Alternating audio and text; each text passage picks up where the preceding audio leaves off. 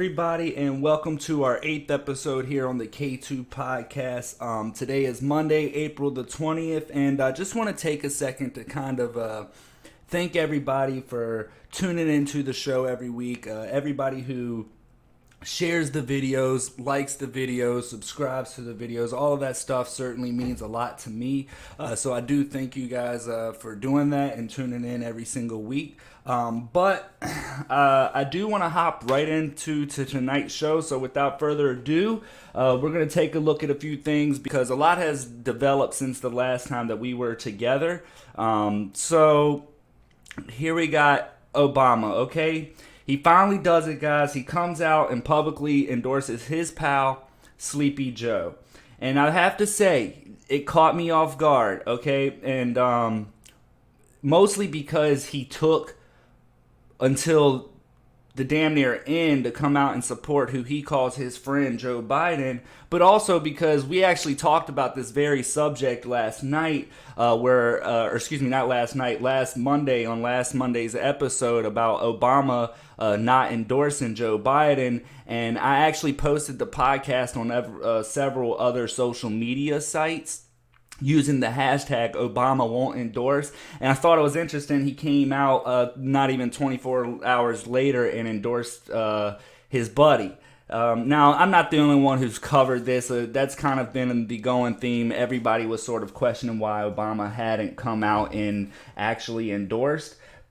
But we're going to take a look at the endorsement speech because I happen to notice a few things. And does Obama really endorse Joe Biden, or is he just going through the motions? Because if I'm being honest, it didn't seem genuine to me, is especially because Obama waited, like I said, until the very last minute to come out and endorse his friend.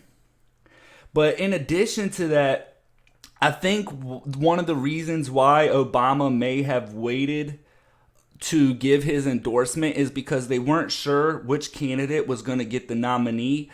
So they didn't want to waste Obama's endorsement speech on Joe Biden early on. Should Joe Biden not have gotten the nominee, then essentially Obama's endorsement speech would have went to waste earlier in the race. So I just thought that was kind of interesting. But we're going to watch a little bit of the speech here. I took a few clips from that speech. We're not going to watch the whole video, but Obama attempted to deliver what was seemingly a positive message, but I did notice a few things, and let's just talk about it. Let's take a look here. I'll bring the speech up.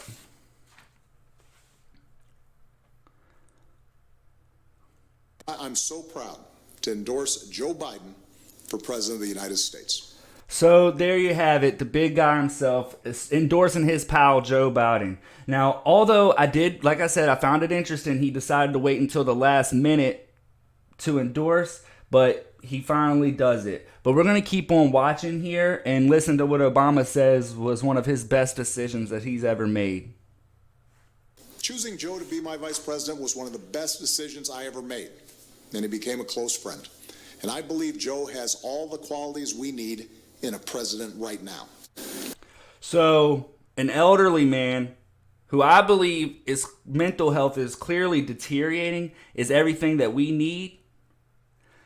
I mean, look, this is serious, guys. So let me just say this, because I don't want to seem like I'm being insensitive or trying to make slight of people with a potential mental illness, but I genuinely feel bad for Joe Biden, and I'll tell you why. Because it's almost as if he's being used by the Democrats as someone to prop up. You know, it's like someone that they can control or someone that they can manipulate. Because I'll be honest, there was a time maybe 4 years ago when there was a time 4 years ago when Biden actually could deliver clear and concise messages. You know, he would get his points across. You understood what he was saying. Whether or not you agreed with those points, he still made them in a clear manner. So I just don't see that anymore with him. You know, I can't keep quiet or sit on the sidelines as I watch what appears to be a man's mental health deteriorating. And I'm not the only person with this opinion. This has been covered by people of all walks of life, from all kinds of different top experts and doctors and things like that. So I'm not the only person with this opinion that this man's mental health is deteriorating. And matter of fact, while I got your attention, what I'll do is I want to bring to you guys' attention a tweet here. This is from a YouTuber. His name is Cody Johnson, who I thought brought up a very good point in one of his tweets, and I quote, "At a certain point, there needs to be a serious and empathetic conversation about Biden's relatively frequent, confused, irritable inability to complete coherent thoughts. It's not about a stutter. Watching him speak a mere 4 years ago makes that clear. Hope this happens soon." So I think he brings up a very good point there with his tweet getting over 6,000 likes. So, this is something that people are starting to notice. But if you want to take it a step further, let's take a look at this tweet from a guy. His name is Existo Validus 2.0, who says he no longer can be a part of the Democratic Party because of this. And here's his tweet. And I quote, "Yes, he's not fit to be president. And if the Democratic Party says he is, they're lying. For that reason, no longer a Democrat. Hashtag Biden dementia." So this is a theme that I'm also seeing where people feel like they can no longer support the Democratic Party because, they're wondering why they're propping up Joe Biden when you can clearly see that there's a mental health issue going on. But, I will take it a step further. I have another article here from the Washington Examiner. I just took a little snippet from where Rudy Giuliani comments on what he believes is the condition of Biden's health. And Giuliani says, and I quote, "There is obvious signs of dementia. If you consider that what he is displaying gets worse, what's he going to be like 3 years from now if he doesn't know what state he's in, he can't figure out who his wife is, and if he thinks 150 million people, which is half the population of America, got killed, then what's he going to be like 2 years from now when that illness gets worse?" Now, in Biden's defense, I do want to say I don't believe that a diagnosis of his condition has been confirmed. But as you can see, there's something going on there. Now, I know what you're probably thinking right now. I know exactly what you're probably thinking. You're probably thinking, well, Kevin, who are these people? Why are you going to bring up their tweets? You're going to bring up Trump's attorney to say that Biden has health issues? Of course Rudy Giuliani's going to say that. He's biased, Kevin. Come on. Well, let's take a look at this one. I got one more for you. So this is from former President Barack Obama's once longtime doctor of 22 years who had this to say, and I quote, "He is not a healthy guy," end quote. Now, this is a medical professional speaking who actually took a look at Biden's medical records and came up with this determination that he is not a healthy guy. Now, he does go on, to be fair, he does go on to say this. He's not in bad shape for his age, but I wouldn't say he's in outstanding health. Could I guarantee he won't have issues for the next 4 years? He has a lot of issues just sort of sitting there. So this is Obama's long-term doctor of 22 years. So you have a medical professional who's also weighing in on this situation. So there's obviously something going on that people are starting to notice. And Obama says, hey, this is a guy who's fit for the job. I don't know if I feel confident in those words. But we're going to keep on watching here and take a look at what Obama also has to say. That's why I asked him to implement the Recovery Act, which saved millions of jobs and got people back on their feet. So just want to do a quick little snippet here. The Recovery Act, in which he's saying he told Joe to pass or asked Joe to pass, who knows what he's really saying there, but the Recovery Act was passed in February of 2010, where the unemployment rate was as high as 9.8%. Okay, now I don't see a significant decrease until the second row there that I have highlighted in 2015, when the unemployment rate went down to 5.5%. So you mean to tell me it took 5 years for people to get back on their feet? And you can see here last month in March, the unemployment rate was 4.4% during a global pandemic. Now, those numbers are likely to continue to go up, but as it stands, we're still below still below what he's calling saving millions of jobs and all of this stuff. So I just found that interesting. I don't want to get sidetracked on that. Let's keep watching here. Joe has the character and the experience to guide us through one of our darkest times and heal us through a long recovery.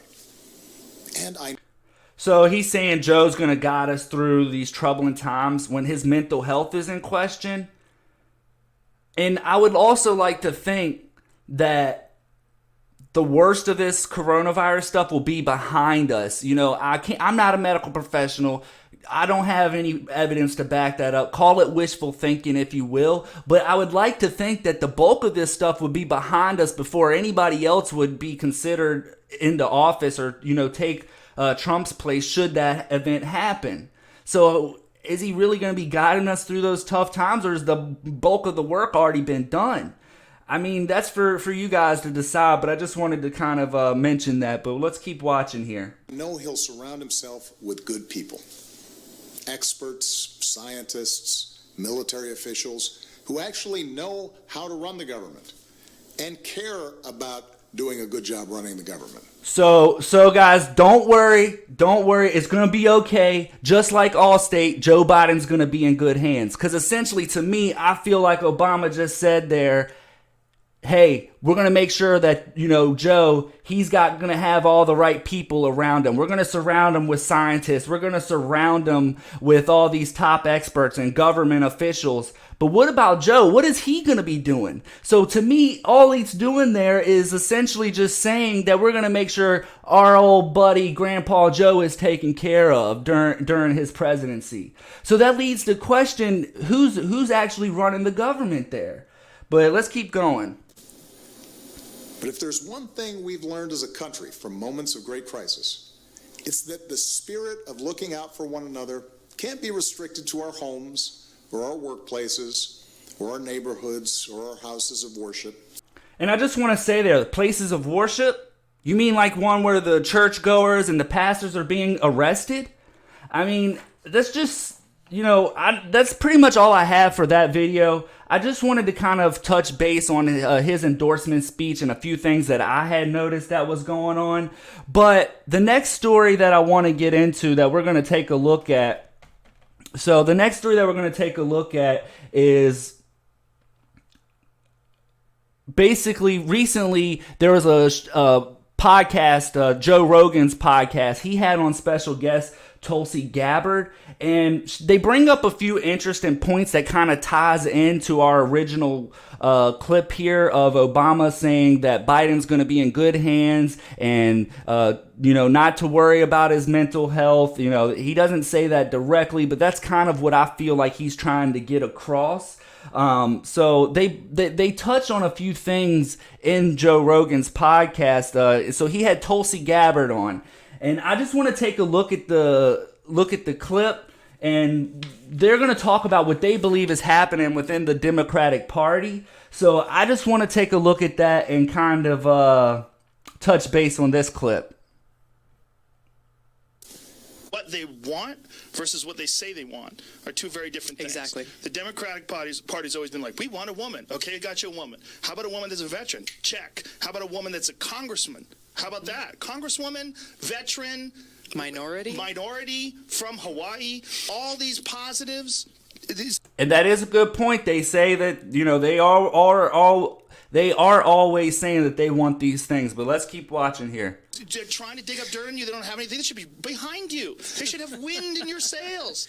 But no. And the other thing they're saying is that, in order for Democrat to beat Donald Trump in 2020, you're going to have to be able to take Trump voters away from him. You're going to have to win over those independents who stayed home in 2016, or even some of those Democrats who voted for Trump because they feel like our party has left them behind. So she brings up a good point there. She says there's so many people within the Democratic Party that feel left behind, and we noticed that with one of the gentleman's tweets earlier that we looked at that said, I can no longer be a part of the Democratic Party because of this. Now, I believe this is probably happening this is one of the reasons why I believe this is probably happening, because I feel like there's two parties inside the Democratic Party. You have the totally out of control extreme leftist Democrats on Capitol Hill that are totally disconnected from their own party, voters, and supporters. And then you have the everyday Democrats who are just feeling lost and left behind. So, and it's just interesting to see that, they're taking note of that as well. But let's keep watching the clip here. Guess what? Check, check, check, check. We're doing all those things. And instead of saying, hey, this is really something that maybe we should get behind, instead they're saying, oh my gosh, there's something very suspicious and weird about her because she's actually stealing voters from Trump. Do they want to win or don't they? That is the question. But they don't want to win with someone they can't control. Exactly. So there you have it, folks. They don't want to win with someone they can't control. So could this be the reason why they're propping up old Sleepy Joe?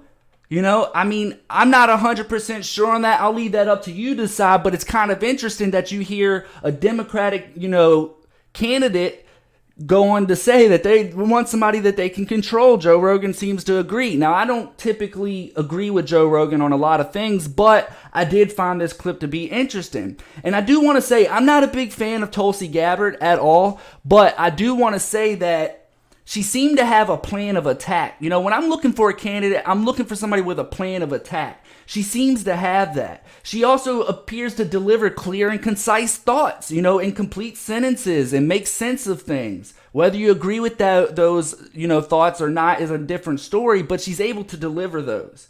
And essentially her own party was even turning on her at one point. So the whole thing is just kind of strange to me. I don't understand this whole propping up of Joe. So, it just brings the question. But I want to get into our final segment, or one of our final stories of the night. Is the economy and mental health taking a back seat as we navigate through this virus? Is it being pushed aside? Because one of the issues we're seeing around the country is mental health issues, economy issues, government issues with people feeling that their basic rights are being infringed upon. And we recently saw an example of this in Michigan, where the protesters gathered to express what they believe is an overreach by the government. Now, we're going to take a look at the first clip I want to play surrounding this is a gentleman who claims that you're an idiot for wanting to get back to work, provide for your family, invoking your rights. Let's take a look at that clip here. If y'all don't take y'all asses home, this is what I'm mad about. All y'all want to sit down there and pump your horn, hang out the window, throw your flag out, because y'all don't like what somebody told y'all to do? So I want to point this out real quickly. This is not about doing what somebody told you to do. This is about wanting to work, okay? This is about wanting to provide for your family. This is about preserving mental health. Being able to pay your bills, have food in your refrigerator, take care of your family. And you shouldn't be called an idiot or made feel that you're inferior for wanting to do those things. This guy's demeanor and attitude just doesn't sit right with me. But we're going to keep on watching the video here. Watch the rest of this clip. Y'all some idiots. Total idiots. I can't do my job. I can't help anybody because y'all decide to block up every entrance way to get to the hospital. So he can't do his job? That same frustration, that same passion that man has right there is the same passion that these people are feeling left with when they can't go to work. They can't provide for their families. I wondered if this was a Black Lives Matter protest where the road was blocked up, because that's what he's getting at. He was upset because the road was blocked up. But if this was a Black Lives Matter protest, would things have been different? Would he have had that same energy, or would it have been okay? So I do agree. I will say, blocking the road is not the way to go in any protest, okay? It's probably a very poor choice in display of protest. But if I'm being fair here, from what I've been able to gather, and from my understanding, this gridlock that was caused in Michigan was actually caused by an overwhelmingly strong police presence. Now, I'd have to dig a little bit deeper to confirm that. And I wasn't there to actually see, but that's kind of what I've been seeing, was the police were actually causing the gridlock where traffic could no longer flow. So if that's true or not, that's up for speculation. And there was a lot of false information surrounding this whole protest in Michigan. But we're going to keep on going here. I have another clip that's going to piggyback onto this Michigan protest here. So let's just take a look at that. With Gretchen Whitmer, you endanger the public. That's the new standard in Michigan.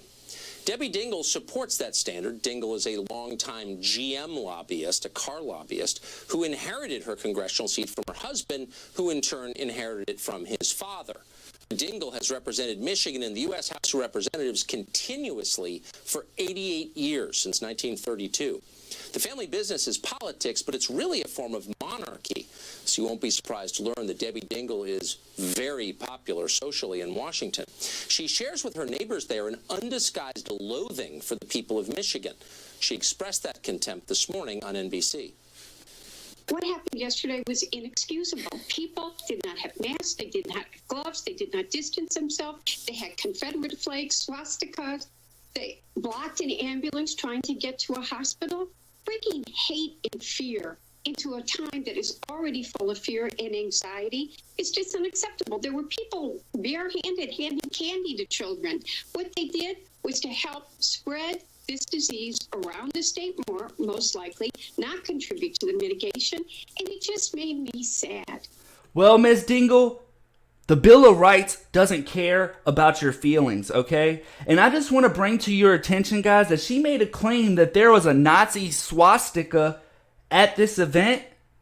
Well, I dug a little deeper to look into this, and she's claiming there was a Nazi flag that was being presented here at the protest. But I looked into it and went to Snopes.com, and as you can see here, it says claim. A photograph shows a swastika flag bearing the names Trump and Pence displayed at Operation Gridlock protest in Michigan. Now, the rating was miscaptioned. Now, I want to say this is the problem with Snopes, because they labeled this as miscaptioned, but this wasn't miscaptioned. This was totally false. And we're going to take a look here. And the reason why I say it's totally false is this is the photo that they're referencing. They're saying this was the flag that was at this Michigan protest. Now, if you read at the bottom here, I don't know if you can see that, but it says this appears to be a genuine photograph. However, it was not taken in Lansing, Michigan during Operation Gridlock in 2020. This photograph was taken a month earlier at a protest in Boise, Idaho.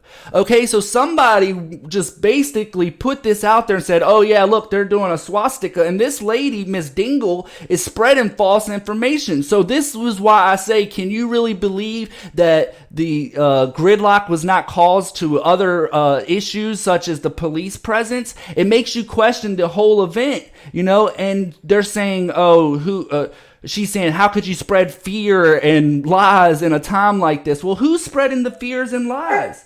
I guess I mean, it just doesn't make sense to me. It doesn't set with me well at all.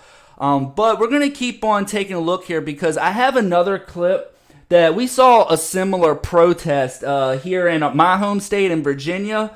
But before we get into this clip, I do want to give credit to this reporter. Her name is Jackie DeFusco, who I felt actually reported this event accurately, try to do a non-biased job, in my opinion. So I just want to give credit to her, because many times it's hard to find that in reporters these days. But let's just take a look at Jackie DeFusco's video here. I just want to bring that up for you guys.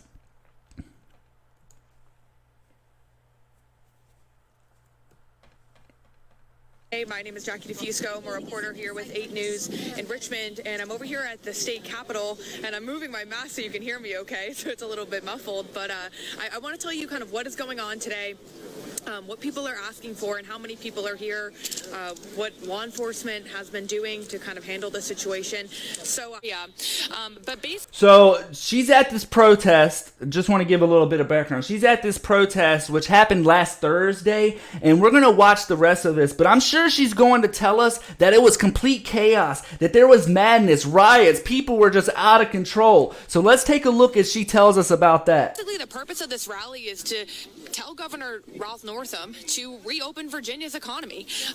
Right now there are basically, the consensus seems to be that they want it open by May 1st. Right now the governor's stay-at-home order is until June 10th, as you know, and then there's another executive order that is in effect until May 8th, which, applies more to personal care businesses as well as recreational facilities and entertainment venues. But basically these people are saying that this quarantine has gone too far. So that seems reasonable to me. People are saying, hey, you're pushing this out a little bit too far. I don't think I can make it another month until June 10th without any kind of income to support my family. It's just, they're saying, hey, look, and we'll even, when this happened last Thursday, they're saying, well, hey, let's keep it locked down for another 2 weeks, but May 1st, we need to start getting the ball rolling on these things. I don't think I can make it till June 10th. So it doesn't seem unreasonable to me. But let's keep watching here. Is basically their message. They're concerned about government tyranny, about government overreach, and some are just concerned about the economy and the future of the economy. Throughout this pandemic, we're seeing governors and as well as President Donald Trump kind of putting public health over the economy. Just today, we saw 5.2 million more people nationwide applied for unemployment benefits, and that was just last week. So, no secret that this is having a big impact, and that's another big reason why people are here today. So again, we're standing right at the state capitol on the grounds. This is the Capitol building right here, and the governor's mansion is just ahead of me. And you see a sign right there. It says, "My body, my choice to work."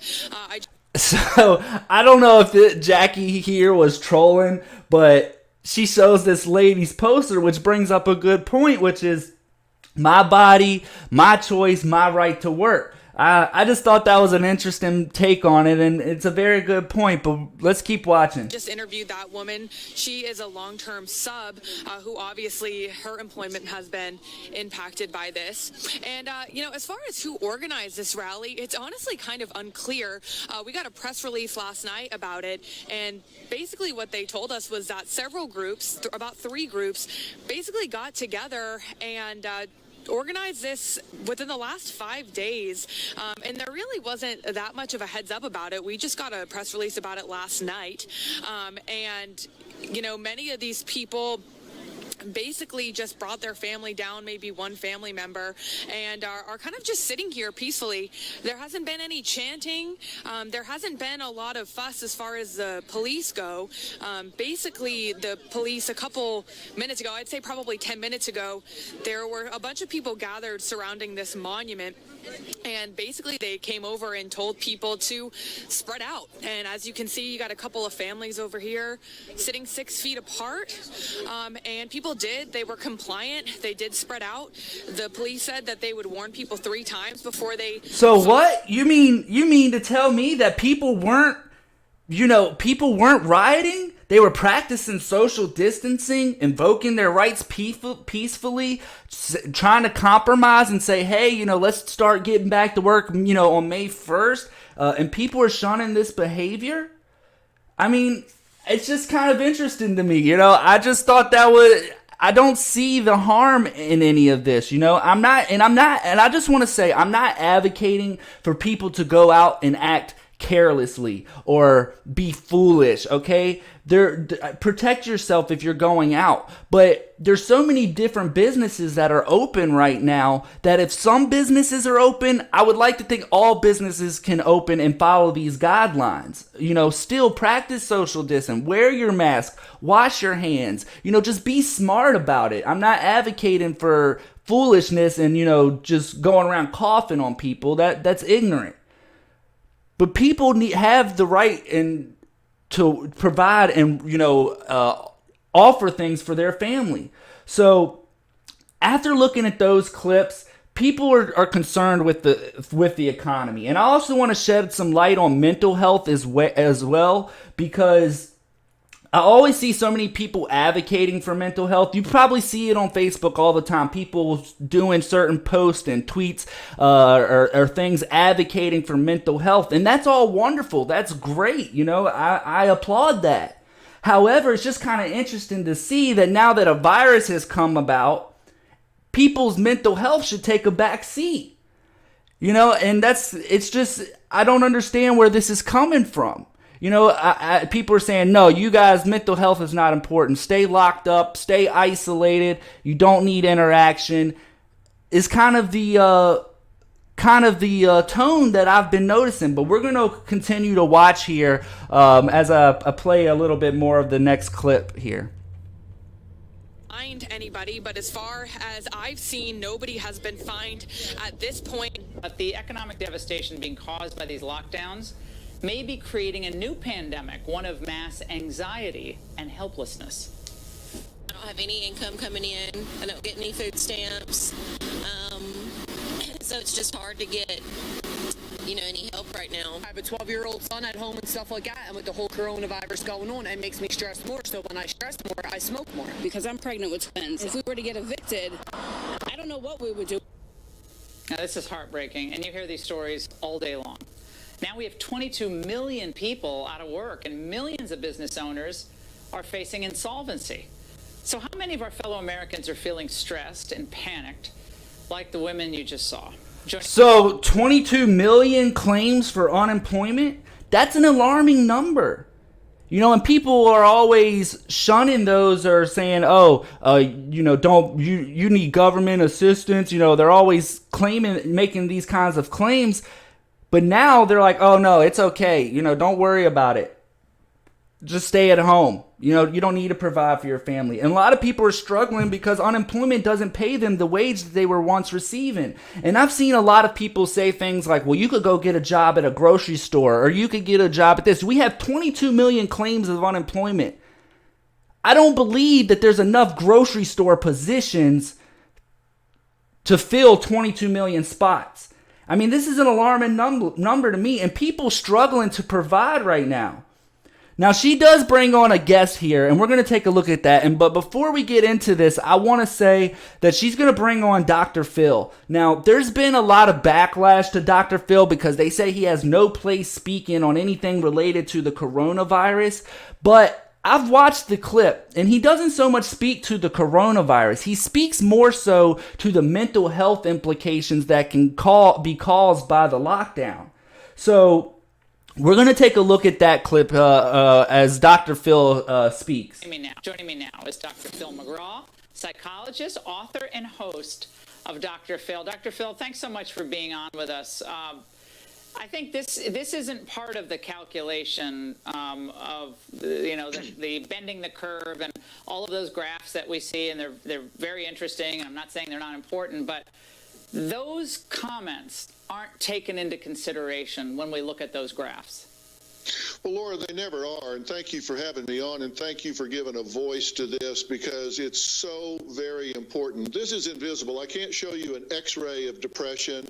I can't show you an X-ray of anxiety, but the fact of the matter is the longer this lockdown goes on, the more vulnerable people get, and they're not geared for that, and so people are just at home, and of course, it's a perfect storm, Laura, because here you've got people that are in isolation. That creates problems. Loneliness actually creates problems. People that suffer from loneliness, they become 29% more likely to have coronary artery disease, 32%. So he says 29% more likely to contract coronary artery disease. Now, if you don't know, this is the leading cause of death in America.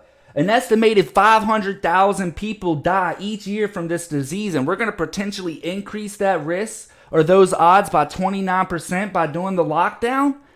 I mean, I just want to, I think that's an important thing to note, The next thing he talks about is 32% more likely to have a stroke. 795,000 people have a stroke every single year, which kills about 140,000 Americans each year. That's just in America alone. Let's hear him talk about that.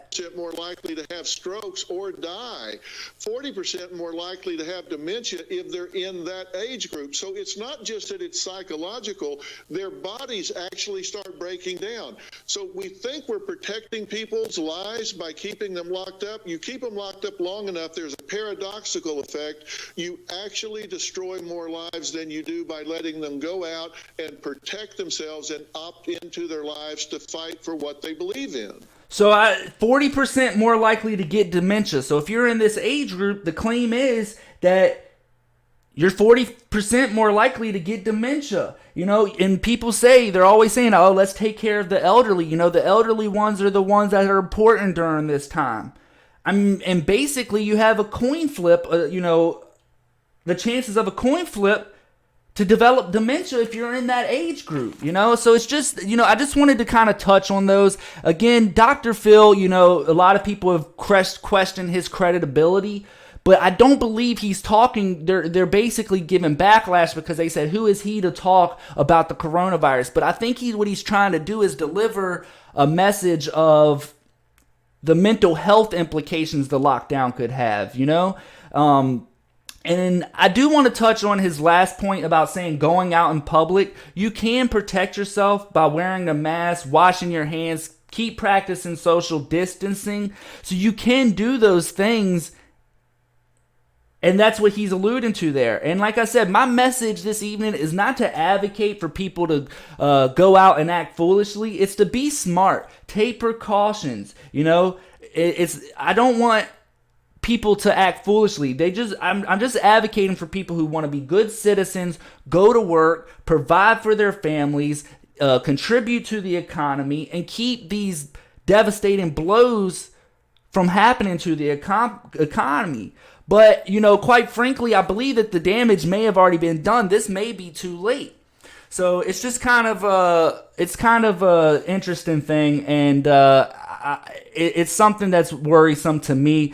But, I really do want to say thank you for listening to me on that. Whether you agree with me or not, is a totally different thing. Like, if you don't, whether we agree or not, it's something that I'm bringing up to be thought-provoking, something to kind of make you think, and just, at the end of the day, I'm not a medical professional. I don't have all the answers. It's just my opinion on the matter.